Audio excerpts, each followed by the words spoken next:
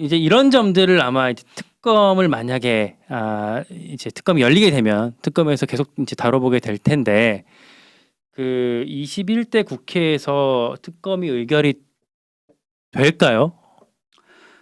저희가 그래서 5월 2일 날 한번 열고 5월 23일 또는 28일 날 열자고 지금 계속 협상을 하고 있는 거 아닙니까? 네, 그러니까 5월 2일 날 열어서 통과시키고 혹시나 대통령이 거부권 행사하면 네. 5월 23일 또는 28일 날 제의하고 제의하려면 200석이 필요하잖아요. 네, 저희가 어떻게든 만들어야죠. 국민의힘에서 그만큼 이탈을 끌어낼 수 있으세요?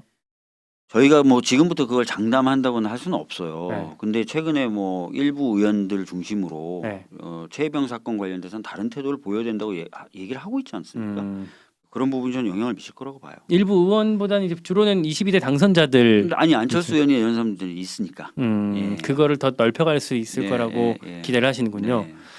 근데 이게 그러면은 만약에 근데 음, 저희가 통과시켰는데 거부권을 행사했어요. 근데 21대가 끝나버려요. 음, 그러면 폐기되잖아요. 네, 그럼 22대 때 다시 원구성부터 다시 시작해서 원구성이 끝나면 발의하고 심사하고 원구성의 어떤 형태에 따라서 경우에 따라서는 최악의 경우 패트를 다시 지정해야 돼요. 이러면 6개월.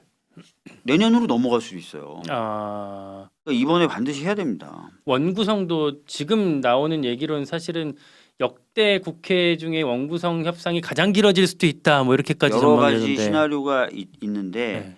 여튼 간에 22대로 넘어가는 순간 방금 말씀드렸던 기본적인 과정을 다 거쳐야 되지 않습니까? 그 과정 소요되는 시간이 길든 짧든 그렇죠. 그럼 그만큼 지연되는 거예요. 그래서 저는 이번에 5월 2일 무조건 지금 본회의를 열어야 되는 상황이고 이걸 위해 가지고 제가 열고 통과시켜야 되는 상황이라서 원내대표 출마할 분들은 보통 당선자한테 전화를 하는데 네. 저 같은 경우는 낙선자한테 전화를 하죠. 21대 의원들한테. 21대 의원들이 와서 표결을 해줘야 돼요. 그럴 거 하시느라 요새 네. 몸살 걸리시고 그런 어제 거구나. 엊그저께 계속 전화부통 붙잡고 네. 좀 괜찮으세요? 마음은 좀 추스리셨어요? 이러고 있죠. 그렇구나. 일각에서는 특히 이제 여권에서 걱정하는 게 이거 같아요.